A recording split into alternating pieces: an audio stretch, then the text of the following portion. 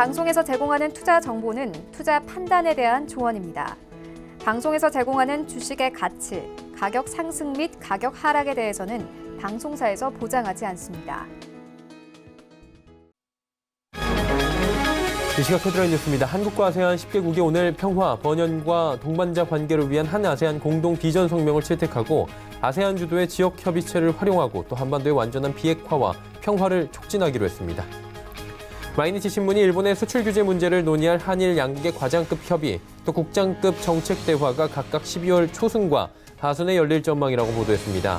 하지만 한국의 화이트 국가의 복귀에 대해서는 한국 측이 수출 관리 체제를 정비해야 한다는 조건을 내걸었다고 전한 것으로 알려집니다. 제롬 파월 미 연준 의장이 당분간 경기 흐름을 관망하며 기준금리를 동결하겠다고 시사했습니다. 또 통화정책은 강한 노동시장을 지원하고 인플레이션을 대칭적인 2% 목표로 회복하는 데 적절한 위치에 있다며 전망이 중대하게 바뀌면 정책도 바뀔 것이라 밝혔습니다. 중국 최대 전자상거래 업체 알리바바가 홍콩 증시 상장 첫날 공모가보다 6.3% 상승 출발했습니다. 이에 블룸버그 통신은 반중국 시위로 아시아 금융허브라는 명성에 크게 흠집이 난 홍콩에 알리바바가 구원투수 역할을 해줄 것으로 기대된다고 전망했습니다. 시청자 여러분 안녕하십니까. 오늘장 내일장 출발하도록 하겠습니다. 서정덕입니다. 밀렸던 시장이 정리하자면 지난주에 좀 많이 밀렸던 시장이 어제 오늘 사이에 낙폭 회복을 하려는 움직임이 강합니다. 어제 1%, 2%대로 각각 시장이 양시장이 올라왔는데 오늘도 0.5% 이상의 코스피가 상승이 나오면서 지지라인이라고 할 수 있는 2134선을 뚫고 올라가고 있는 상황입니다. 여기서 매물대 소화가 좀 1차로 잘 이루어져야 다시금 2150선 뚫고 올라가고 2200선을 향해 순항할 수 있다는 부분은 시청자 여러분께서도 잘 알고 계실 것 같습니다. 일단은 지난주에 밀렸던 이유는 미중무역 협상의 1단계 합의가 지지부진하다, 연내 안 될 수도 있다 이런 얘기가 좀 나오고 있던 부분이 있었는데 이번 주에는 이 부분이 다시금 기대로 전환이 되는 겁니다. 참 이 장단에 춤추기가 어려운데 그리고 굉장히 오래된 재료입니다. 우리 시장을 올리고 내리는 가장 큰 재료가 미중 무역 협상인데 여전히 힘을 발휘하고 있다는 반증이 되겠죠. 특히 로버트 라이트하이저 무역대표부 미국 대표와 류허부 총리가 전화통화를 통해서 1단계 합의에 대해서 세부 사안 논의가 이어졌다라는 얘기가 나왔고요. 어제 미국 시장은 그러다 보니까 전고점 다시 높이는 분위기였습니다. 우리 시장도 훈풍이 불고 있는 상황이고요. 알리바바의 홍콩 거래소 순조로운 상장 소식 조금 전에 전해드렸는데 이 부분 역시 우리 시장에도 영향을 적잖이 주고 있는 것 같습니다. 자, 이런 이슈들 하나하나 정리하면서 오늘 화요일 시장 잡아가 보도록 하겠습니다. 코스피부터 확인해 보도록 하죠. 자, 코스피가 2137.66포인트의 거래가 됩니다. 하루간의 흐름을 좀 정리해 보도록 하죠. 자, 보시는 것처럼 장중 고점이 현재 포인트입니다. 2137.66. 장 초반보다 많이 올라온 모습입니다. 일단 상승 출발했고요. 종일 하락 번역으로 내려간 적은 없습니다. 근데 장 초반에 좀 눈치 보기 하다가 한 번에 상승폭을 쭉 키워가고 있는 상황입니다. 수급 주체도 함께 만나보도록 하죠. 보시면 기관이 사줍니다. 집 나간 외국인이 아직까지는 안 돌아온다 뭐 이런 얘기들이 있는데 외국인이 매도 물량이 좀 줄어들긴 했지만 여전히 현물 시장 매도고요. 선물 쪽에서는 어제 이어서 오늘도 매수해 줍니다. 그러다 보니까 시장이 크게는 뭐 밀려 내려가는 조짐은 없고요. 기관 가운데서는 어제 이어서 오늘도 금융투자 쪽입니다. 1,317억 원을 강하게 매수해 줍니다. 투신도 오늘 매수에 들어왔고요. 연기금만 258억 원 매도하고 개인 같은 경우에 일단 시장이 상승하니까 같이 또 파는 모습입니다. 어제 이어서 오늘도 개인은 매도 포지션 잡네요. 다음 살펴보도록 하죠. 지난주에 많이 밀린 종목들 위주로 올라오고요. 전기전자 업종, 뭐 디램부터 해서 낸드, 뭐 여러 가지 지금 호조의 얘기가 있습니다. 삼성전자, SK하이닉스 그러다 보니까 다시 전고점 향해 달려가고 있고요. 네이버가 지난주까지 좀 갈팡질팡하는 모습이었는데 어제 오늘 다시금 17만 원 중반대까지 올려놓고 있습니다. 어제 상승했던 현대차 다시금 1,000원 정도 내놓고 있네요. 다음 살펴보도록 하죠. 삼성바이오로직스 그리고 셀트리온 올라갑니다. 셀트리온은 오늘 장중에 또 호재성 기사가 나오긴 했는데 장중에 움직임이 조금 18만 5천 원대까지 갔다가 다시금 내려오고 있는 상황입니다. 일단은 램시마 SC까지 국산 시밀러 8개가 유럽 승인됐다 뭐 이런 얘기들이 나오고 있고요. LG화학, 신한지주 같이 올라가고 있는 상황입니다. 다음 살펴볼까요? 포스코가 어제 이어서 큰 폭의 상승이 좀 나오고 있고요. LG생건, KB금융 올라가는 가운데 SK텔레콤과 삼성물산이 조정받습니다. 다음 살펴볼까요? 코스닥은 오늘도 상승 흐름을 좀 크게 가져갑니다. 거래소 대비해서 많이 올라오네요. 5포인트가 넘게 올라가고 있는데 하루간의 흐름 정리합니다. 보시는 것처럼 650부터 653까지 현재 올라온 상황이고요. 마찬가지로 코스닥도 갭 띄우면서 출발을 했습니다. 그리고 종일 상승권역 빨간불 보여주고 있는 상황입니다. 다음 살펴볼까요? 자, 보시는 것처럼 개인 기관 같이 사고요. 외국인 팝니다. 어제는 외국인이 좀 사주고 있었는데 오늘은 개인이 사네요. 어제 팔던 개인이 오늘은 또 매수에 들어옵니다. 상승장에서 개인이 요즘에 매수 따라붙는 모습은 별로 볼 수가 없었는데 아무래도 코스닥 쪽에 지난주에 워낙에 많이 빠진 부분도 있고요. 제약바이오주들이 꿈틀꿈틀 되다 보니 개인들의 매수가 몰리는 모습이 포착이 또 되네요. 다음 살펴볼까요? 셀트리온 헬스케어 올라가고요. HLB 어제 이어서 HLB는 또 4%대의 급등이 나옵니다. CJNM 14만 원대에서 이제 15만 원대 안착하는 모습이 확인이 되고요. 펄어비스 18만 원대입니다. 스튜디오 드래곤이 8만 원 문턱을 다시 넘지 못하네요. 호재성 기사로 9만 원대까지 치고 올라갔었는데 윗꼬리 길게 달더니 지금 계속해서 매물대 막힙니다. 사실 이렇게 윗꼬리가 길게 달리면 잘 아시다시피 이 매물대 갇힌 물량들이 굉장히 많아질 수밖에 없습니다. 거래량 터지면서 음봉이 크게 나왔기 때문에 스튜디오 드래곤은 지금 7만 7, 8천 원대 여기 물량부터 9만 원대까지 지금 처분하려는 물량들이 심리적으로 쌓일 수밖에 없는 구간입니다. 이 부분들 지금 매수 창구, 매도 창구들 좀 보셔야 될 것 같고요. 다음 살펴보도록 하겠습니다. 헬릭스미스가 지금 10만 원 문턱에서 왔다 갔다 하고 있고요. 슈젤, KMW, SK머티리얼즈, 메디톡스 올라가는데 오늘은 메디톡스가 좀 크게 올라갑니다. KMW도 장중에 4%대까지 급등 흐름 가져갔었는데 상승폭 좀 줄이는 모습들이 포착이 되네요. 다음 살펴보도록 하죠.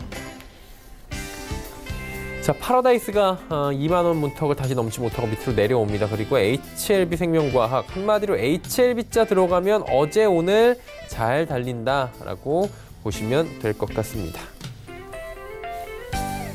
환율은 지금 멈춰 있네요. 1176원. 환율 같은 경우엔 1150원대 찍고 60원대 올라와서 70원대까지 급하게 올라온 뒤에 큰 조정 없이 계속해서 70원대 중후반에 머물러 있는 상황입니다.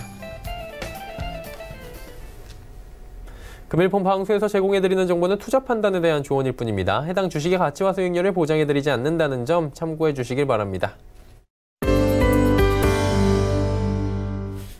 시장 이슈 바로 정리해 보도록 하겠습니다. 펠리지 투자 리서치 김민수 대표와 함께합니다. 안녕하세요.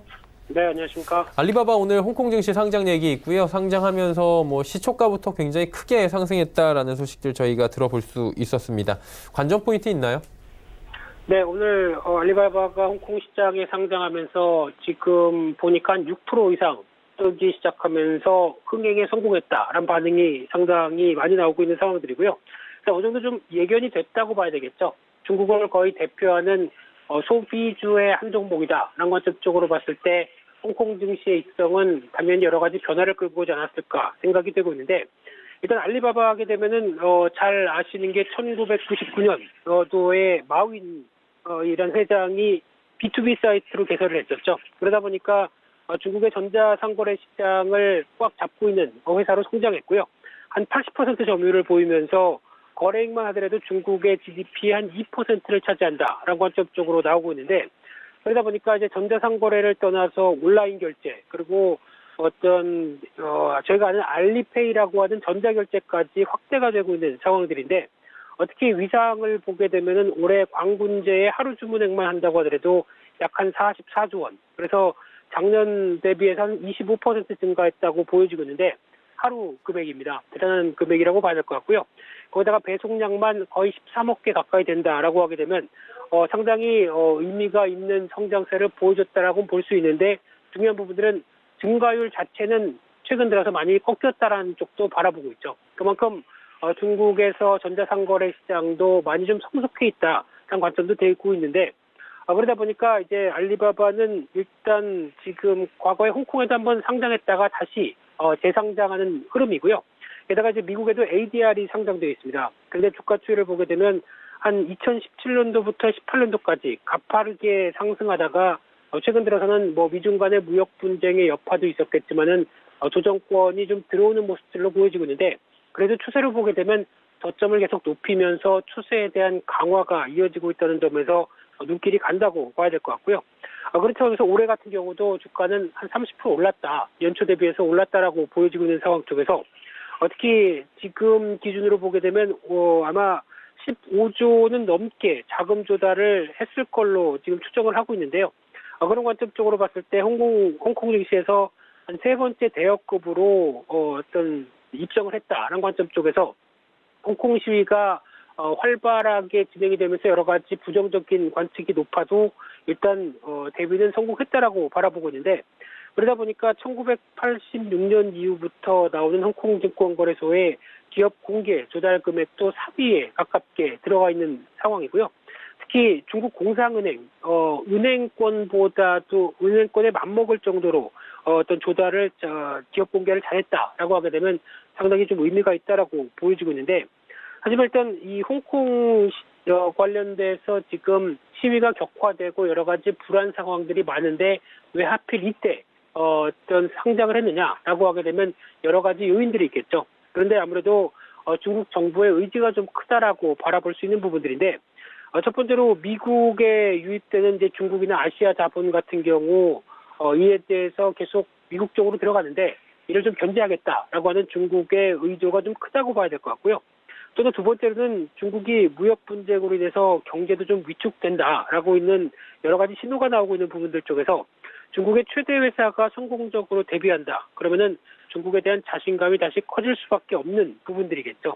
게다가 세 번째로는 이번에 반중국 시위와 관련돼서 아시아 금융허브에 대해서 훼손을 받았다라는 관점들이 높다 보니까, 게다가 올해 경제 성장률도 마이너스가 나올 수 있겠다라는 쪽에 대한 부담감들이 상당히 큰데, 이런 때 구원투수 역할을 하겠다라는 관점 쪽에서 증시에 대한 활기도 불어넣겠다라는 여러 가지 의도적인 전략이 높다고 봐야 될 것 같고요.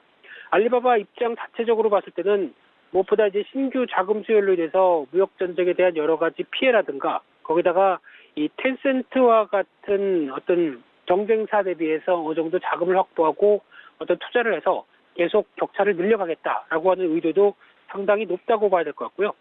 그런 차원에서 봤었을 때 일단 알리바바의 상장으로 인해서 여러 가지 분석도 나올 수는 있겠지만은, 그러니까 국내 관련된 쪽도 전자상거래 관련된 종목들도 이런 분위기의 편승에서 한 번쯤 움직일 수 있지 않을까라는 관점들, 그리고 또한 전자결제, 전자상거래 관련된 대부분의 종목들이 겨울철이다 보니까 상대적인 성수기죠. 그런 관점 쪽에서 여러 가지 변화가 나올 가능성이 높다는 관점 쪽에서 주가의 동향도 같이 지켜볼 필요가 있다, 이렇게 말씀드리겠습니다. 네, 홍콩 증시 알리바바의 상장 관련한 이야기들 국내 증시에서도 좀 관련주들 움직임을 볼 필요성이 있어 보인다라고 정리가 됐고요. 지금 이제 고령화 시대 아닙니까? 그러다 보니까 치과 관련 그 주들이 지금 움직이고 있다, 이런 얘기들이 있더라고요. 관련주 동향 그리고 전략이 있다면 좀 짚어주시겠습니까? 네, 섹터 관련돼서 치과 의료 관련된 종목들의 변화들이 조금씩 눈에 띈다고 봐야 될 것 같고요. 일단 치과 관련된 종목들 하게 되면 조금 광범위할 수가 있는데, 그 중에서 이제 의료기기다, 그리고 디지털이다라는 관점 쪽에서 포커스를 맞춰야 될 것 같습니다. 즉 과거에는 그냥 어떤 치과를 가게 되면 여기가 목공손지 헛갈릴 정도로 다양한 장비들이 많았는데, 요즘은 이제 전자장비들이 많이 늘어나고 시작하죠. 그래서 어떤 환자의 구강 관련된 부분들을 디지털화해서 정확하고 간소하고 빠르게 치료를 할 수 있다는 관점 쪽에서 부각을 받고 있는 상황들인데, 그러다 보니까 이제 촬영 장비 관련된 CBCT나 구강 스캐너, 그리고 밀링 기계라고 하는 절삭 기계들, 3D 프린터 이런 쪽이 각광을 받고 있고요. 그런 쪽에서 과거에 미국의 헬리 쉐인이라고 하는 미국의 대표적인 종합 치과 의료기기 회사가 있습니다. 이 회사 같은 경우 한때 2008년 9년도 때 저점대가 $16대에서 약 한 8년에서 10년 가까이 지나다 보니까 주가가 거의 $90가 넘게 오르다 보니까 한 4배, 5배 이상 올랐던 상황들이죠. 그런 쪽으로 봤었을 때 성장성이 부각이 되고 실적이 따라오게 되면 이런 식으로 치과 의료기기들도 중기적으로 관심이 필요하다라는 부분들을 말해준다고 봐야 될 것 같은데요. 게다가 말씀하셨듯이 인구 고령화라든가 이런 추세가 나오게 되면 당연히 어떤 치과에 대한 수요가 늘 수밖에 없는 상황들이고요. 게다가 돈이 없으면 모르겠는데 소득 수준까지 증가된다라고 하게 되면 당연히 이에 따른 치과 진료를 좀 편하게, 그리고 간편하게 빠르게 받고 싶은 욕구가 생기게 되겠죠. 그래서 주요 국가별 65세 이상 인구 비중의 흐름을 보게 되면 당연히 한국이 가파르게 고령화되는 것은 사실이고요. 그 뒤를 또 일본이 같이 이어가고 있고, 게다가 상대적으로 어떤 선진국보다는 어떤 개도국, 즉 신흥국 쪽에서 고령화도 빠르게 진행이 되고 있습니다. 그런 관점들이 나오다 보니까 이에 따른 수요들도 같이 증가할 가능성이 높고요. 게다가 국가별 임플란트 침투율을 한번 보게 되면 상대적으로 우리나라가 임플란트에 대해서 조금 더 다양하고 그리고 광범위하게 많이 시술이 되고 있다는 쪽으로 보여지고 있는데 상대적으로 인구가 큰 나라, 대표적으로 중국이겠죠. 중국이나 러시아 그리고 일본 같은 경우도 상대적으로 아직 임플란트 침투율이 높지 않다라고 하게 되면 기회 요인들이 더 높다라고 정리해서 볼 수 있는 상황들이고요. 그런 차원에서 어떤 이 디지털 임플란트뿐만 아니라 요즘엔 투명 교정이라고 하는 과거에는 보철기를 써서 어떤 이빨을 교정했다고 하게 되면 이런 부분들이 오히려 투명 교정에 대한 분위기로 바꿔가면서 여러 가지 트렌드가 나오고 있는 상황들인데 이 투명 교정 같은 경우 중국이 3년간 3배 성장했다고 얘기를 할 정도로 여러 가지 부각은 나오고 있는데요. 그런데 아직 여러 가지 논란도 좀 있긴 합니다만 그래도 거의 대세로 굳혀가는 게 아닐까라는 관점 쪽에서 또 하나의 치과 치료 관련된 부분들로 자리를 잡는다고 보여지고 있고요. 그러다 보니까 관련주들에 대한 실적 동향들도 한번 좀 지켜볼 필요가 있는데 직접적인 임플란트 시술을 하는 회사로 상장되어 있는 회사가 오스템 임플란트와 덴티움이라고 보여집니다. 이 두 회사는 일단 영업이익은 그래도 작년 대비해서 성장할 걸로 보여지고 있는데 오스템 임플란트 같은 경우는 순이익은 올해 적자 전망을 할 걸로 특히 2분기, 3분기가 실적이 부진했었죠. 이런 영향 때문에 올해 주가가 한 20% 이상 하락한 모습들이고요. 덴티움도 기대치에 못 미친다라는 관점 쪽에서 일단 주가도 그렇게 썩 긍정적이지 못한 모습들인데 상대적으로 레이라든가 바텍, 디오 같은 디지털 엑스레이라든가 디지털 임플란트 관련된 제품, 장비 회사들이 오히려 실적도 좋아지고 있고 특히 레이 같은 경우는 작년 대비해서 200% 이상 영업이익이 늘어날 걸로 보여지고 있고요. 디오도 한 400% 이상 늘어날 걸로 보여지고 있는 만큼 이런 변화가 올해 주가도 보게 되면 레이 같은 경우는 30%대, 디오 같은 경우는 거의 50% 가까운 주가의 상승률을 끌고 있다라고 하게 되면 이런 변화가 아무래도 눈여겨볼 수 있는 흐름이라고 봐야 될 것 같고요. 따라서 전반적인 전략으로 봤을 때는 중기적인 성장성 관련해서 계속 초점을 맞출 필요가 있다라는 쪽에서 대응을 할 필요가 있다고 봐야 될 것 같고요.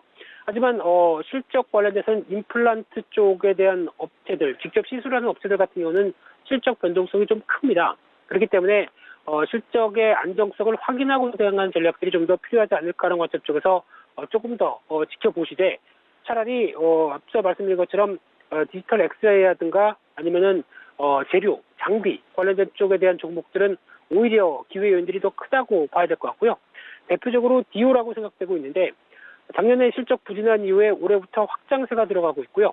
내년 같은 경우도 매출이 1,500억대, 영업이익도 440억대로 올해뿐만 아니라 내년까지 실적에 대한 분위기가 상당히 긍정적이다라고 하게 되면 중기적인 관심 필요한 종목이라고 봐야 될 것 같고요. 게다가 어떤 해외 진출에 대한 성과가 계속 가시적으로 나오고 있다. 대표적으로 미국 병원과의 협력이라든가 중국 쪽의 진출 이런 쪽으로 봤을 때 디오의 성장성과 함께 주가의 어떤 중기적인 흐름들은 좀 더 긍정적일 수 있겠다 이렇게 바라보고 있는 상황들입니다. 네, 치과 관련 의료주들 이야기까지 나눠봤습니다. 오늘 말씀은 여기까지 듣겠습니다. 고맙습니다. 네, 감사합니다. 펠리지 투자앤리서치 김민수 대표와 함께했고요. 이슈 칼럼 이어갑니다.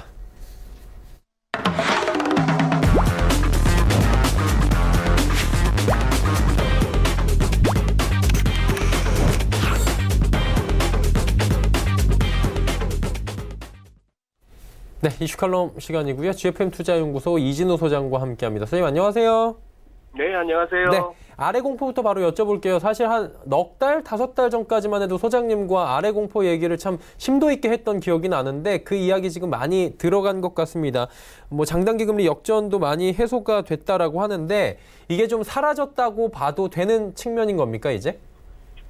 네, 지금 딴 걸 떠나서 시장 흐름만 봐서는 지금 현 시점에 아래 공포를 갖다가 운운하기는 참 우습게 돼버렸습니다. 연일 미국 증시는 사상 최고치를 경신하고 있고요. 또 내년도에 대해서도 금년만큼이야 나쁘겠는가 하는 그런 정도의 컨센서스가 형성되고 있는 상황이죠. 지표상으로도 사실상 조금 이제 리세션, 경기 침체에 대한 우려는 조금 이렇게 약해질 만한 상황인 것은 사실입니다. 실제로 한번 지표를 한번 보시죠. 최근에 나왔던 거. 먼저 미국 쪽 한번 보시죠. 미국 PMI. 이게 지금 지난 22일 날 지난주 발표됐었는데 우선 여기서 오렌지 색깔의 파란색의 제조 지수. 우선 수치는 뭐 51.9, 52.2를 해서 이제 50 위에서 여전히 놀고 있는 모습인데, 큰 흐름에 있어서 이제 제조업이든 서비스업이든 간에 지금 이 PMI 지수, 구매 관리자 지수라는 거 아닙니까? 각 기업의 구매 관리자들이 아무래도 기업 상황, 경기에 대해서는 민감할 수밖에 없는데 그들을 대상으로 한 조사입니다. 시장은 이른바 모멘텀을 중시한다는 측면에서는 뭔가 이 하락 추세에서 다지고 도는 듯한 모습, 여기에 주목할 만한 상황이고요. 그 다음 또 자료를 보시면은 마찬가지 지난 22일 날 발표된 미국 미시간대 소비 심리 지수, 이 부분도 조금 이렇게 반등하는 양상입니다. 횡보 가운데 들쭉날쭉했으나 최근 들어서 돌아서는 모습, 어떻게 보면은 증시 상황이나 미중 무역 협상에 대한 기대감 이런 것들이 소비 심리 지수에도 반영됐다고 볼 수 있겠고요. 그다음 유럽 쪽도 마찬가지입니다. 지난주 이제 금요일 날 프랑스, 독일 그리고 유로존 전체적으로 PMI가 이제 발표됐습니다. 전반적인 특징은 제조업 쪽에서는 반등을 하고 있고 서비스 쪽이 부진한데요. 한번 그래프 중에서 독일 PMI 부분 한번 화면에 띄워주신다면은, 네, 제일 아래쪽에서 이제 돌아서고 있는 모습이 그겁니다. 제조업 PMI입니다. 지금 수치는 43.8로 나오는데 50 아래에서 지금 놀고 있기 때문에 조금 불안은 합니다만, 어쨌거나 저 부분이 하락 일변도에서 이제 돌아서고 있는 데서 조금 시장은 희망을 찾는 거죠. 반면에 이제 서비스업이 오히려 이렇게 여전히 떨어지고 있는 모습. 물론 50위라고 해서 서비스업이 그나마 제조업보다는 낫다. 라가르드 신임 IMF 총재도 그런 언급을 하긴 했습니다만, 저 부분을 이제 제조업이 돌아선다의 방점을 찍을 것이냐, 아니면은 그동안의 제조업 부진이 서비스업으로도 이렇게 전이 되고 있느냐, 이렇게 보기 나름입니다만, 시장은 지금 이렇게 호재에 민감한 편이죠. 하나 더 유로존 전체적으로 보더라도 독일과 비슷한 상황입니다. 그리고 결국 독일의 지난 3분기 GDP 성장률이 플러스 0.1%였죠. 2분기가 마이너스 0.1%로 나왔기 때문에 3분기 GDP 성장률에 대해서 굉장히 주목했습니다. 이른바 시장에서 2분기 연속 마이너스 성장이면은 경기 침체로 이렇게 전기를 하다 보니까요. 아슬아슬하게나마 마이너스 0.1에서 3분기에는 플러스 0.1로 돌아서서 일단 아래 공포, 이 부분은 요즘 이렇게 좀 입에 올리기가 좀 머쓱한 그런 상황이 되었습니다. 진짜 한 불과 반년 전까지만 해도 당장 내년에 무슨 일을 알 것 같은 분위기였는데, 이게 요즘에는 제 아래 공포 얘기가 쏙 들어갔는데, 국내 증시는 어때요? JP모건이나 증권사들이 긍정적 전망 많이 내놓고 있던데. 그러니까요. 어제 특히 골드만삭스, JP모건, 네, 그리고 글로벌 증시에 대해서 전반적으로 이렇게 베어리시한 뷰를 잘 내는 소시에테 제네랄에 이르기까지 새 해외 유수 IB들이 한국 증시 전망 좋다 이렇게 얘기를 했습니다. 우선 반가운 소식인 것은 이게 말이죠. 만약에 반년 내지 한 1년 열심히 올라왔던 증시, 막 이렇게 굉장히 성과가 좋았던 증시에 대해서 골드만삭스 같은 데서 또 이런 식의 리포트를 낸다면은 저는 본능적으로 일단 경계합니다. 그러나 지금 우리 시장은 전체적으로 봤을 때, 전 세계적으로 봤을 때 꼴찌에서 2, 3위 할 정도로 상승률이 저조하죠. 언더퍼폼 하는 중이죠. 이런 시장에 대해서 저렇게 골드만 같은 데서 괜찮아 보인다 하는 어떤 리포트가 나왔다는 얘기는 한번 쫓아갈 만합니다. 쉽게 말해서 그 친구들이 장을 한번 만들지도 모르는 거죠. 그러다가 이제 몇 년 단기간에 1, 20% 지수가 올라는 와중에 또 두 번째 리포트 나와가지고 더 간다 이렇게 할 때 그때 조심해야 되는 거죠. 뿐만 아니고 이렇게 지표상으로도 한번 우리 경기 순환 시계 차트를 제가 보내드렸는데 한번 띄워주시겠습니까? 우리 시청자 여러분께서 이렇게 세밀하게 모든 지수별로 상황을 보시기는 합니다만, 어쨌거나 지금 1, 4분면 쪽이 상승, 자, 이렇게 시계 반대 방향으로 돈다고 생각해 보시죠. 상승, 그러다가 이제 결국 경기가 둔화되다가 왼쪽으로 한 칸 오죠. 그다음 또 이렇게 3, 4분 내려오면 하강이라고 되어 있습니다. 저쯤 오면 이제 경기가 많이 깔아앉고 있는 그런. 그러다 옆으로 가면 또 회복이고 회복에서 상승으로. 즉 시계 반대 방향으로 이렇게 선이 그어지는 모습을 보실 수가 있을 겁니다. 여기서 이제 지금 상승 국면에 접어든 것은 광공업 생산 지수가 지금 최근에 나쁘지 않다는 그런 상황이고요. 지금 회복 국면에 접어들어 있는 것도 수출 쪽하고 설비 투자 지수는 이제 하강 국면에서 어느 정도 회복 국면으로 접어들고 있는 상황입니다. 뿐 아니라 이 궤적을 한 지난 24개월 정도, 2년 정도의 이 궤적을 갖다 끄어놓은 걸 보면은 뭔가 이렇게 시계 반대 방향으로 돌면서 이것이 둔화 하강을 거쳐서 회복 국면을 향해서 가고 있다 하는 흐름을, 전체적인 흐름을 보실 수가 있는 거죠. 다만 여기서 이제 수입 쪽하고 그다음에 건설 기성액 이런 부분이 뚝 이렇게 회복 국면으로 접어들 듯 하다가 갑자기 최근 들어서 이제 나빠지는 모습을 보이고는 있습니다만 이 경기 순환 시계를 봤을 때 아직 마냥 낙관하기는 힘들지만 그러나 최악의 상황은 좀 벗어나고 있다 하는 것을 갖다가 이 통계 수치 경기 순환 시계의 과거 어떤 뭐 경기 설명 능력을 갖다가 믿는다면은 그렇게 한번 뭐 얘기를 해볼 수가 있겠습니다. 그게 또 어떻게 보면은 조금 최근 우리 증시가 그나마 글로벌 증시와 발을 맞춰서 이렇게 반등이 나서는 배경일 수도 있겠죠. 완전히 낙관하기는 좀 힘든데 무조건적으로 또 나쁘다 하기는 좀 어려운 그래도 글로벌 증시와 어느 정도 발을 맞춰가는 시장이 됐다라고 말씀을 해주셨는데 이제 변수는 미중 간의 무역 협상 아니겠습니까? 1차 합의에 대해서 어제 류호 부총리와 라이트 하이저 무역대표부 대표가 뭐 전화 통화를 했다 얘기가 나오긴 했는데 트럼프 대통령이 이제 뭐 그 서명을 하는 문제가 있잖아요. 홍콩법에 대해서.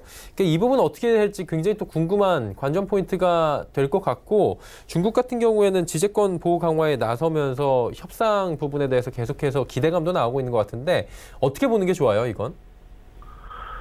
네, 뭐 하루하루 이제 비관과 낙관이 교차하는 가운데에 시장은 그래도 파국으로 치닫지는 않을 것이다. 양측 다. 이런 어떤 어느 정도의 뭐 합리적인 예상을 하고 있는 상황입니다. 자료 간단하게 훑어보신다면은 지난 22일 날 지난주 금요일이었죠. 시진핑 주석이 뭐 헨리 키신저 전 미 국무장관하고 그다음에 금융위기 당시에 헨리 폴슨 미국 재무장관 이런 미국 인사들하고 만난 자리 그 사진이 나오죠. 거기서 이제 시진핑 주석의 메시지의 핵심은 그겁니다. 늘 얘기하는 미국과의 협상에 있어서 중국은 상호 존중을 갖다가 강조하고 평등 이런 부분을 얘기하는 겁니다. 또 그리고 함께 이익을 얻어야 됩니다. 뭐 중국식 표현의 구동존이죠. 같은 것을 구하고 있지 않느냐. 좀 서로 다르긴 하지만 그러면서 우리는 필요하면 반격한다. 이 전쟁은 미국이 시작한 거다. 이런 식의 메시지는 뭐 여전히 강하게 표출했습니다. 그 다음 슬라이드 한번 보여주신다면은 이게 그날 금요일 날 시진핑 주석의 저러한 어떤 발언이 있고 나서 미국에서는 트럼프 대통령이 미국과 중국 간의 협상이 very close, 매우 가까워졌다. 자, 이게 또 이제 주초 이제 시장을 또 떠받치는 요인이었죠. 무슨 뭐 대단한 건 아니었고 저렇게 트럼프 대통령이 애지중지하는 팍스 TV하고 전화 인터뷰를 한 모습입니다. 지금 뭐 화면 캡처한 거는 지금 뭐 여자 앵커분 한 분하고 남자 두 분하고 해서 저런 얘기인데 뭐 트럼프 대통령 저도 한번 들어봤습니다만 굉장히 열정적으로 숫자까지 나열해가면서 자화자찬 그렇게 하는데 저런 부분이었죠. 그리고 그다음 CNBC 지금도 뭐 대문 기사로 올라와 있을 것 같습니다만 오늘 시장을 떠받치고 있는 재료죠. 즉 무슨 얘기인가 하면은 류호 부총리가 로버트 라이트하이저 USTR 대표랑 문우신 재무장관하고 통화를 했다는 이 뉴스입니다. 그런데 about resolving core issue입니다. 뭐 그래서 오늘 나온 이 이제 뉴스가 지적재산권 관련해서도 그동안에 뭐 콩을 비롯한 미국 농산물을 갖다 연간 400억 달러, 500억 달러 사주네 만에 그 과정에 관세를 갖다 서로 철폐하자는 등 이 부분에 티격태격했는데 여기서 이제 조금 더 한 단계 나가는 얘기를 하고 있는 것이죠. 그러나 제가 지금 제목을 갖다가 오늘 시장을 떠받치고 있는 재료라고 그냥 이렇게 저는 달았습니다. 저런 뉴스를 갖다가 뭐 전화 통화 수시로 해야겠죠. 지금 같은 상황이면. 근데 저런 걸 갖다가 뭐 브레이킹 뉴스를 비롯해서 저렇게 또 큼지막하게 뭐 톱에다가 올려가면서까지 어쨌거나 지금 시장은 미중과 관련해서 이제 끄집어내고 싶은 그런 상황이라는 것을 우리가 뭐 좀 짐작할 수 있겠습니다. 뭐 그 이유는 그 다음 슬라이드 한번 보여주시겠습니까? 꼭 저 결과대로 가기야 하겠습니까만 민주당 후보 지금 대선 후보들을 하고 이렇게 가상 대결을 펼쳐봤더니만 1위부터 5위까지 다 붙여봐도 트럼프 대통령이 지더라 하는 이런 얘기. 그 다음에 또 하나 뭐 트럼프 탄핵과 관련한 여론조사에 있어서도 시간이 가면 갈수록 탄핵 찬성 쪽이 반대쪽보다 조금이나마 이렇게 우세해진 이런 상황. 이렇다고 해서 트럼프 대통령이 탄핵된다고 보는 사람은 없을 겁니다. 마찬가지 지금 가상 대결이 저렇게 나온다고 해서 내년 대선에서 대통령 선거에서 트럼프 대통령이 재선에 실패한다고 뭐 게임 끝났다고 하실 분도 없을 거예요. 그러나 지금 이런 흐름 자체가 트럼프 대통령에게는 뭔가 정치적인 성과가 절실히 요구되는 시점이라는 것이고, 중국 입장에서는 그 다음 슬라이드 한번 보신다면 지금 굉장한 어떤 홍콩 선거의 결과가 나왔죠. 그야말로 민의가 폭발했습니다. 저런 식의 범민주파가 그냥 싹쓸이를 하다시피 하는 저런 상황. 물론 저렇다고 해서 홍콩의 정치 체제가 바뀌고 홍콩 시민들이 원하는 자유도시 홍콩을 유지한다고 보기는 힘듭니다. 이제 저거는 이제 구의회 선거니까 홍콩 시민들의 직선제를 통해서 민의가 표출될 수 있지만 그 위에 입법회의 의원이라든지 무슨 행정장관 같은 거는 도저히 뭐 홍콩 시민들이 아무리 원해도 자신들이 원하는 쪽으로 갈 수 없는 아주 절묘한 선거 제도가 있어서 그거죠. 그러나 저러한 현상 자체는 중국에도 부담이 되는 것이죠. 뭔가 지금 양쪽 다 어설프게나마 좀 설익은 채로라도 성과물을 만들어내야 하는 그런 상황이고, 시장은 그런 측면에서 여기서 물러설 이유가 없다라고 그렇게 보는 것 같습니다. 네, 지금 미중 간의 무역 협상에 관련된 세부 사항들에 대한 점검을 해주셨는데, 환율 부분도 지금 무시를 못하는 게 최근에 오늘은 좀 다시 오르고 있는 모습을 보이긴 하는데 70전 정도 지금 올라가거든요. 최근에 변동성이 좀 강해지는 모습을 보이는데 환율은 어떻게 보는 게 좋습니까? 네, 아침에 이제 뭐 그런 식의 아까 말씀드린 위안화가 우선 지금 우리 달러원 환율하고 위안화 환율하고 겹쳐놓은 차트를 한번 보시죠. 여전히 우리 달러 환율을 지금 가장 크게 움직이는 배경은 위안화 환율입니다. 거의 붙어 다니다시피 하고 있죠. 포치 과정에서도 우리가 좀 더 격렬하게 반응했고, 그 이후에 점 찍고, 그 다음에 10월 11일 날 1단계 협상 타결 이 소식 이후에 증시도 올라가고 환율도 위안화도 또 다시 강세로 안정세를 찾고 하는 와중에 우리는 더 훅 빠지고 했습니다만, 최근 들어 오른쪽 끝부분으로 오시자면은 또 같이 붙어 다닌다 하는 얘기고요. 지금 약 1시간 전까지의 차트입니다만, 연속성이 있는 여객 위안화 환율, CNH 환율 한번 띄워봅니다. 5분짜리 차트. 띄워보자면은 아침에 한 10시 한 15분부터 30분 저 무렵에 환율이 훅 빠지죠. 저때 우리 서울에서도 달러 환율이 많이 빠졌습니다. 70원 근처까지 갔었죠. 일단 인민은행이 고시를 갖다가 소폭이나마 위안화 절상 고시를 했고요. 그 다음에 지적재산권 보호 관련해서 뭔가 좀 희소식이 나오고, 또 류허가 미국 쪽하고 통화를 한다는 이런 뉴스들이 자꾸 확대 재생산되고 하는 과정이었습니다만, 찍고는 금방 또 올라오는 와중에 우리 서울에서도 지금 돌아오고 있는 그런 상황입니다. 환율은 오늘 스튜디오 출연을 못해서 이렇게 좀 한계는 느낍니다만, 그 다음에 한은에서 최근 발표했던 거주자 외화예금 잔액 한번 보시죠. 우리 10월달 한 달 내내 환율이 떨어졌습니다.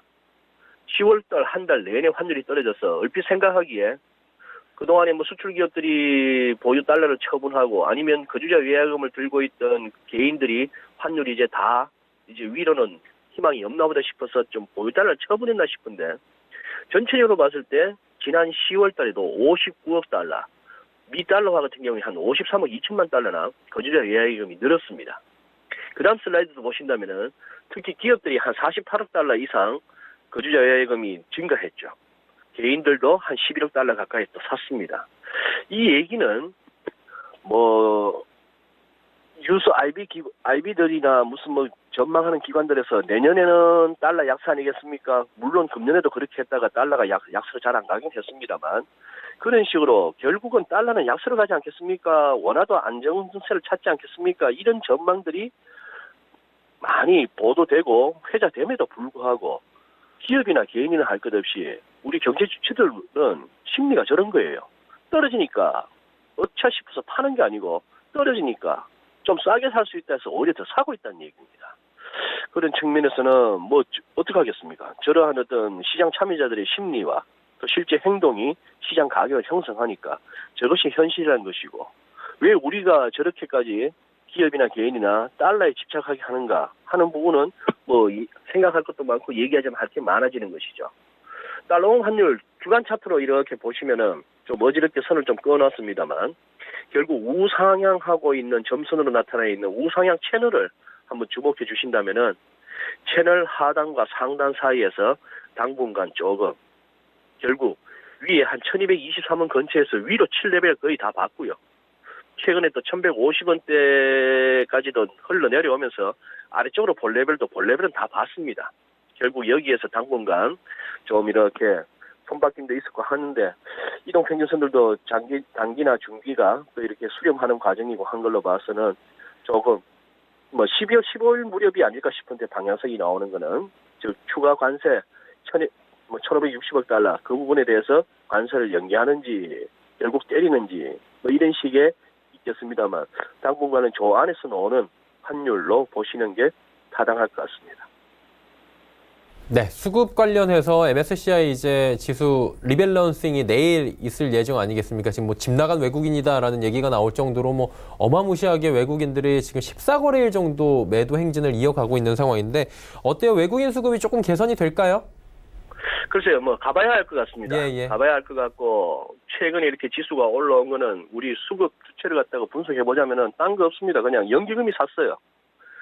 개인들하고 외국인들은 계속 지난 6개월 전체적으로 봤을 때도 순매도로 일관해 왔습니다만, 이 6개월 통틀어서 볼 때는 그걸 갖다가 이제 외국인 매도를 능가하는 그리고 또 개인의 그걸 또 매도세를 합한 이상으로 연기금이 지금 우리 지수를 이제 떠받쳐 왔는 그런 상황인데 지금 말씀하신 그 지수 리밸런싱 이후에 얼마나 들어올 수 있을까 하는 부분 가봐야 할 것 같습니다만 그렇게 큰 기대는 하지 않습니다.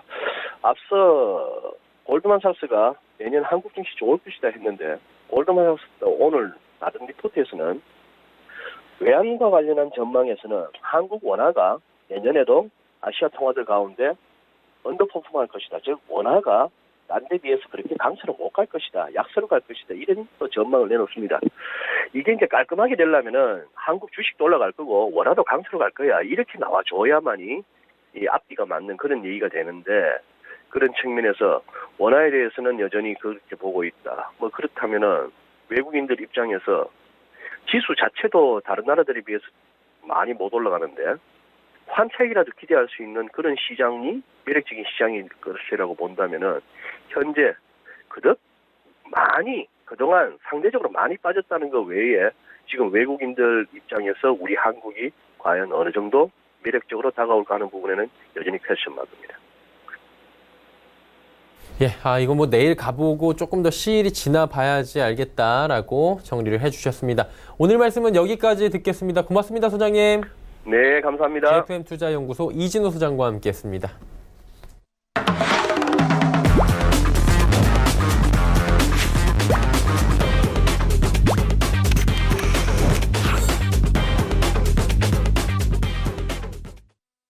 네, 종목 이야기 바로 들어가 보도록 하겠습니다. AR 인베스트먼트의 오현진 팀장 연결되어 있습니다. 안녕하세요, 팀장님. 네, 안녕하세요. 예, 오늘 종목들 바로 출발해 볼까요? 네, 오늘도 세 종목인데요. 첫 번째는 인탑스입니다. 인탑스는 이제 그 IT 부품주로 많이 알려져 있는 기업인데요. 기존에는 이제 사업 자체가 IT 부품 사업에 상당히 한정이 좀 됐다라고 볼 수 있는데, 그 가전부품 자회사를 설립하고 또 자동차 부품 기업을 인수하면서 사업 다각화에 성공했다고 보시면 되겠습니다. 자동차와 가전 그리고 향후 이제 추가적으로 진행될 신사업 부분의 매출 비중 앞으로도 꾸준히 증가할 가능성이 높다라고 보고 있고요. 이익 비중은 적자에서 올해 17%까지 이제 확대가 되는 모습들 나타나고 있습니다. 그래서 가전, 자동차 외에 다른 사업으로의 확대가 좀 지속적으로 진행되고 있다라는 점이 충분히 긍정적이다라고 볼 수 있을 것 같고, 모바일 부분에서 이제 안정적인 수익성을 좀 유지를 하고 있는 부분 역시도 긍정적이라고 판단이 됩니다. 그래서 지금 7, 8% 정도까지 이제 마진을 확대하고 있는 상황이라고 보시면 될 것 같고요. 또 주사업이라고 볼 수 있는 것은 역시 이제 IT 사업이라고 볼 수 있는데, 그 IT 부분에서의 수익성도 내년에 그 스마트폰 시장이 5G에서 이제 폴더블까지 좀 출시될 것으로 보여지기 때문에 좀 활력을 찾지 않을까라는 기대감 가지고 있습니다. 그래서 글로벌 스마트폰 출하량 증가와 이제 판매 단가 상승에 따른 이익 개선 역시 기대감 있다고 볼 수 있겠고, 올해 기준으로 PER이 한 7배 정도 됩니다. 그래서 다른 IT 부품주 대비해서는 저평가 매력이 분명히 있다라고 볼 수 있을 것 같고, 현재 시가총액이 이제 2,500억 원 정도인데 가지고 있는 현금이 1,500억 이상이에요. 그러니까 상당히 많이 이제 현금을 보유하고 있다라고 볼 수 있겠죠. 또 부채 비율도 보시면은 40% 이하입니다. 그래서 재무 안정성이 굉장히 높다라고 볼 수 있을 것 같아요. IT 대형주의 그 가격 부담이 IT 부품주에 대한 수급 유입으로 좀 연결될 가능성도 있지 않나. 그러니까 지금 IT 대형주, 삼성전자나 SK하이닉스는 워낙에 좀 많이 올랐잖아요. 그래서 이런 종목군들이 더 가기에는 좀 쉽지 않을 것으로 판단을 하기 때문에 상대적으로 가격 매력이 있는 이제 IT 부품주가 움직일 가능성이 높지 않을까 이렇게 판단을 하고 있습니다. 또 기존에 이제 그 종목 대비해서 많이 못 올랐어요. 그래서 못 올랐다 보니까 저가 매수가 유입될 수 있는 여건도 형성될 수 있지 않을까. 소극적인 부담이 좀 있었는데 외국인 투자자 최근 들어서 약간 좀 매수세로 전환하려는 그런 시도들도 나오고 있습니다. 현재 시점에서 60일 이평선 위로 주가가 올라오려는 시도들 하고 있기 때문에 바닥은 다지지 않았나라고 생각하고 있습니다. 금일 종가 부근에서 매수 가능하다고 보겠고요. 목표가는 직전 고점이죠. 15,500원. 손절가는 12,000원 정도 설정해 보도록 하겠습니다. 두 번째는 이제 대형주 중에서 그 항공주인데요. 일단은 그 3분기 영업이익 같은 경우 보시면 대한항공인데, 대한항공은 964억으로 컨센서스를 좀 하회했는데, 지금 항공주는 사실 큰 매력이 있냐면 큰 매력은 없어요. 근데 그동안 악재가 워낙에 많았었는데 그런 악재들을 대부분 반영했다라고 생각을 하니까 최악은 지났다라고 판단을 하고 있고, 일본 여행 부분은 이제 여전히 부진하지만 지금 보시면 이제 지소미아가 어찌되었던 간에 잠정적이나 연장이 됐단 말이에요. 그래서 12월 예약률 같은 경우 소폭 이제 반등을 시도할 것으로 보여지고 있고, 대한항공은 다른 항공주 대비해서는 그 장거리 노선 비중이 높기는 합니다. 그래서 일본 영향이 조금 더 다른 항공주보다는 적다 이렇게 볼 수 있을 것 같고, 또 환율이라든지 유가가 최근에 반등한 걸 감안을 해도 여전히 역사적 대비해서는 낮은 수준이에요. 그렇다는 것은 해외여행에 대한 비용 부담이 많이 완화가 될 수 있다는 것을 의미하는 것이고, 그 항공 화물 같은 경우에도 그 글로벌 무역량 둔화, 그 다음에 미중 무역 분쟁 이런 것들로 부진했는데 내년부터는 아마 개선되지 않을까라고 판단하고 있습니다. 그래서 미국 반도체 수입액 같은 경우에도 이제 개선세를 좀 보여주고 있기 때문에 긍정적이라고 볼 수 있을 것 같고, 지금 이제 항공주가 항상 문제가 되는 게 그 부채 비율이 높다 이거거든요. 그러니까 대한항공 같은 경우에도 부채 비율이 900% 이상으로 여전히 높아요. 그런데 최근 들어서는 이제 현금 흐름이 조금씩은 개선이 되고 있으니까 이런 것들을 바탕으로 봤을 때는 그 차입금에 대한 의존도도 좀 축소가 되면서 재무 구조도 이전보다는 좀 개선되는 쪽으로 가지 않을까 이렇게 판단을 하고 있고, 이번에 그 아시아나항공이 현대산하 컨소시엄으로 인수가 되죠. 그래서 인수가 될 것으로 보이는 부분도 항공주의 투자 심리 개선에는 충분히 긍정적인 요인이 될 수 있다라고 생각을 합니다. 그래서 이런 부분을 감안했을 때 지금 낙폭과대 구간이라고 볼 수 있는 항공주에는 좀 저가 매수가 들어오지 않을까 판단하고 있고요. 지금 대한항공 보면은 기술적으로도 괜찮아요. 이게 10월 초에 21평선 돌렸고 최근에 이제 60일 이평선까지 돌렸단 말이에요. 이게 등락은 있어도 저점은 높아집니다. 기관의 수급도 개선이 되고 있고요. 그래서 항공주 같은 경우에는 좀 많이 빠졌다는 측면에서 기대감이 있고, 지금 보면은 시장이 그 무역 분쟁에 대한 그 완화 기대감 이런 것들로 올라가고 있잖아요. 그래서 그러다 보니까 추가적으로 이제 낙폭과대 대형주들이 주목받을 수 있는 여건이 올 수 있다. 그래서 그런 관점에서 대한항공 좀 말씀드리고 싶습니다. 매수가는 이제 금일 종가 부근 하겠고요. 목표가는 역시 전 고점 27,500원 정도, 손절가는 24,000원 정도 한번 잡아보도록 하겠습니다. 마지막 세 번째 종목도 이제 대형주인데 그 하이트 진로입니다. 하이트 진로는 실적주예요. 오늘 말씀드린 종목 중에서 이제 실적은 가장 좋다라고 볼 수 있는데, 그 신제품 맥주죠. 테라, 그 다음에 그 소주 신제품 진로이즈백 효과로 올해 3분기 같은 경우 수익성이 크게 개선되면서 상당히 좋은 실적을 냈습니다. 하이트 진로 같은 경우 3분기 연결 기준으로 영업이익이 491억 6,400만 원, 전년 동기 대비해서 68% 정도 증가하는 모습 나타났고요. 신제품 맥주 브랜드 테라 같은 경우 그 여름철에 맥주 성수기 맞물려서 시즌 판매량이 굉장히 크게 늘어났습니다. 그래서 일본 맥주 불매에 따른 반사이익도 좀 얻은 것으로 판단이 되고 있고, 기존에 있었던 소주 브랜드가 이제 참이슬인데, 그 참이슬이 가격 인상 효과 그리고 투명한 병에 출시한 진로이즈백이라는 그 복고 마케팅 효과로 인해서 맥주, 소주 매출이 같이 성장하고 있어요. 4분기에 대한 실적 기대감도 상당히 높은 상황이다, 이렇게 볼 수 있겠고, 하이트 진로의 맥주 사업 같은 경우 2013년에 영업이익 478억 기록한 이후에 지속해서 연속 적자를 기록을 했었는데, 내년부터는 아마 큰 폭의 흑자 전환이 기대가 된다라는 부분도 말씀드리고 싶고요. 이 테라의 반응이 좋아서 올해만큼의 아마 비용 투입 없이 매출 증가를 만들 수 있을 것으로 판단이 됩니다. 그래서 마산 공장의 설비 전환에 따라서 가동률도 꾸준하게 늘어나는 모습들 나타나고 있고, 최근에는 보시면은 그 와인 사업도 좀 확대를 하고 있어요. 이 원티드라는 브랜드를 도입했는데, 이탈리아에서 직접 수확한 포도를 사용해서 농축된 과일 맛을 낸다라고 합니다. 그래서 국내 같은 경우도 보시면은 와인을 마시는 인구가 예전 대비해서 많이 늘었어요. 그래서 그런 부분들을 봤을 때는 그 신규 와인 사업 성과에 대한 기대감, 이런 부분도 같이 이제 가지고 있다고 보시면 될 것 같아요. 주류 품목 다변화에 따른 외형 성장 기대감 있다, 이 정도로 보시면 될 것 같아요. 주가도 정배열 구간이고요. 3만 원대 매물대 돌파하면은 추가로 조금 더 치고 나가지 않을까, 이렇게 판단하고 있습니다. 그래서 최근에 이제 조금 밀렸는데 차익 매물 출현하고 보고 29,000원에서 28,000원대가 기술적 지지기 때문에 지지 후의 재반등 한번 기대해 보겠습니다. 매수가 종가 부근에서 가능하다고 보겠고요. 목표가는 33,000원, 손절가는 28,000원 설정해 보도록 하겠습니다. 그리고 지난 시간에 컴투스 말씀을 해주셨는데 결과 궁금하고요. 함께 오늘 볼만한 단기 접근 종목 있으면 같이 짚어주시죠. 네, 그래서 이전에 말씀드렸던 종목 컴투스인데요. 어차피 컴투스는 이제 IP 가치로 움직이는데 그 서머너즈 워라는 게임이에요. 그래서 내년에 보면은 서머너즈 워 IP를 기반으로 해서 신작이 한 2개 정도 나올 것 같아요. 서머너즈 워는 지금 게임이 나온 지가 몇 년 됐는데도 불구하고 아직까지도 구글 플레이 매출 순위 상위권에 있습니다. 그만큼 IP의 경쟁력이 엄청나요. 그래서 그런 IP를 활용한 게임이 나왔을 때는 성장에 대한 기대감 충분히 줄 수 있을 거라고 생각을 합니다. 지금 주가가 이제 지난주 말씀드렸던 주가와 이제 별 차이는 없어요. 그래서 10만 원 초반대에서 움직이고 있는데 추세적으로 깨진 부분은 아닙니다. 장기 이평선을 지지하고 다시 올라갈 수 있는 가격권에 있다라고 보고 있고 21 이평선 지지도 일단 기대가 돼요. 오늘 조정이 나오지만 거래량 없는 조정이다라는 관점에서 재반등 기대해 보고요.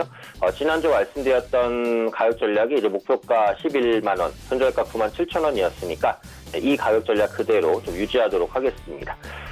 오늘 말씀드릴 종목은 그 대한항공입니다.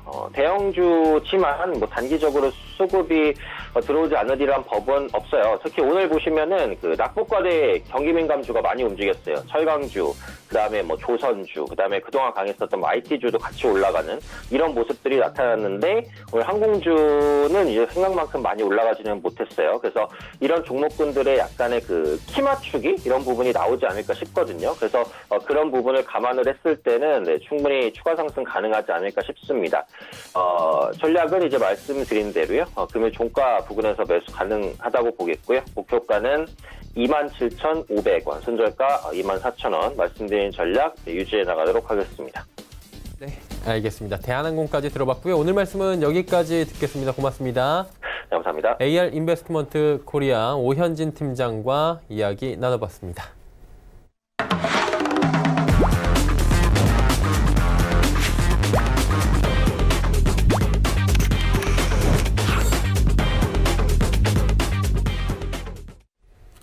이어서 내일의 종목 330 계속하도록 하겠습니다. 이지환 멘토와 함께합니다. 어서 오세요. 안녕하세요. 네, 멘토님과 함께할 오늘의 주제 살펴봅니다. 자, 주제 보시면 화장품 업종 메인 유통 채널이 바뀐다라는 주제인데요. 자, 어떤 이야기인지 자세히 들어보도록 하죠. 네, 최근에 소비 관련된 종목들 중에서 보시면 유통 채널이 바뀌면서 실적이 급격히 늘어나는 소비재들이 상당히 늘어나고 있습니다. 대표적인 부분이 바로 이 화장품하고 식품이라고 보시면 되는데요. 식품 같은 경우에는 지난번에 이 시간에 삼양식품을 소개시켜드리면서 전체적으로 중국에서 유통 채널 변화, 농심 같은 경우에도 미국에서 코스트코에 납품이 되면서 전체적으로 실적이 큰 폭으로 개선되는 모습을 보여주고 있는데, 최근에 화장품도 이런 식품의 영향과 마찬가지로 유통 채널이 다변화되면서 작년 올 상반기까지 상당히 어려움을 겪었다면 최근에 이런 어려움에서 좀 탈피하는 움직임을 보여주고 있습니다. 전체적으로 화장품은 전문 소매점에서의 판매가 대다수를 이루었는데, 최근에 보시면은 온라인 판매와 면세점 판매가 큰 폭으로 증가를 하고 있습니다. 특히 소매 판매 같은 경우는 올해 화장품 같은 경우 소비재 중에서 유일하게 10% 이상 성장을 하고 있는데요. 바로 그 부분이 유통 채널의 다변화다. 온라인 쪽의 성장이 상당히 큰 폭으로 올라오고 있는데, 내년도 2020년도에도 온라인 쪽에서 화장품 판매액은 전체적으로 10% 중반대 이상을 기록할 것이다라는 최근 레포트들이 상당히 많이 나오고 있습니다. 그렇게 보신다면 전체적으로 이 화장품이 작년 사드 사태 이후 중국에서 상당히 어려움을 겪었다면, 최근에 소비재 중에서 가파르게 두 자릿수 성장을 기록하고 있는 이유, 바로 이 유통 채널의 변화와 최근에 이 온라인 쪽에서의 품목의 성장, 이렇게 좀 보신다면 내년을 대비해서 화장품주도 지금쯤 관심을 좀 가져볼 만하다라고 말씀을 드리겠고요. 전체적으로 이런 온라인 판매와 면세점 판매에서 좀 강점을 가지고 있는 기업들, 코스맥스나 아모레퍼시픽, LG 생활건강, 네오파원 같은 종목들을 좀 유심히 보시면서 최선호주로 놓고 2020년도 화장품 종목을 좀 대응해 볼 필요가 있다라고 말씀을 드리겠습니다. 네, 화장품 관련주 이야기 나눠봤고요. 그렇다면 남은 시간 그리고 내일까지 저희가 볼 만한 종목이 있습니까? 네, 오늘 말씀드릴 종목은 바로 옵트론텍이라는 종목인데요. 최근에 이 스마트폰과 관련된 카메라 관련된 부품들, 카메라 모듈이나 카메라 관련된 부품들 상당히 주가에 방향을 많이 되면서 좋은 모습을 좀 보여주고 있는데요. 옵트론텍 같은 경우에는 이미지 센서용 필터가 대부분 전체 매출의 80% 이상을 기록하고 있는데, 최근에 이 스마트폰에서 멀티카메라 채택이 늘어나면서 절대적인 양적인 성장이 30-40% 정도 가시화되고 있는 부분이 있고요. 특히 2020년도 내년도에는 5G가 본격적으로 우리나라뿐만 아니라 중국, 일본까지도 본격적으로 이루어질 것으로 기대가 되면서 전체적으로 이 교체 수요가 늘어나면서 한 휴대폰당 양적인 성장과 함께 휴대폰 교체 수요가 맞물리면서 전체적으로 업황 전체가 좋아질 것이다라는 기대감을 가지고 있는 종목이다라고 좀 보시면 되겠고요. 2019년도에 올해 특히 실적을 좀 보시면은 작년 대비해서 1,400대에서 2,500억대, 영업이익은 130억대에서 250억대로 올해 큰 폭으로 개선되는 모습을 좀 보여주고 있습니다. 실적 개선주라고 좀 보시면 되겠는데요. 이렇게 실적이 가파르게 개선되면서 2020년도 업황 개선까지 함께 기대해 볼 수 있는 종목이기 때문에 충분히 관심을 가져볼 만하다. 기술적인 부분을 좀 보면서 말씀을 드리겠습니다. 전체적으로 바닥권 이후에 상당히 가파른 상승세를 좀 보여주고 있는데요. 지금 현재 보시면은 1차적으로 120선을 돌파하면서 강한 돌파 이후에 지금 이제 이 120선을 첫 번째 돌파했기 때문에 충분히 눌림목을 좀 기다렸다가 눌림목에서 분할로 좀 대응을 하신다면 짧은 관점보다는 내년 상반기 이후에 차익 실현하는 관점으로 중장기적인 관점으로 좀 분할 매수 접근하기 유효하다라고 말씀을 드리겠습니다. 네, 옵트론텍까지 이야기 나눠봤습니다. 오늘 말씀은 여기까지 듣도록 하겠습니다. 고맙습니다. 고맙습니다. 네, 이지환 멘토와 이야기 나눠봤고요. 금일 본 방송에서 제공해드린 정보는 투자 판단에 대한 조언이었습니다. 해당 주식의 가치와 수익률을 보장해드리지 않는다는 점 참고해 주시길 바랍니다. 오늘장 내일장 저희가 준비한 소식은 여기까지입니다. 잠시 뒤에는 마감 임박 60분의 승부가 계속해서 이어집니다. 함께해 주시길 바랍니다. 고맙습니다.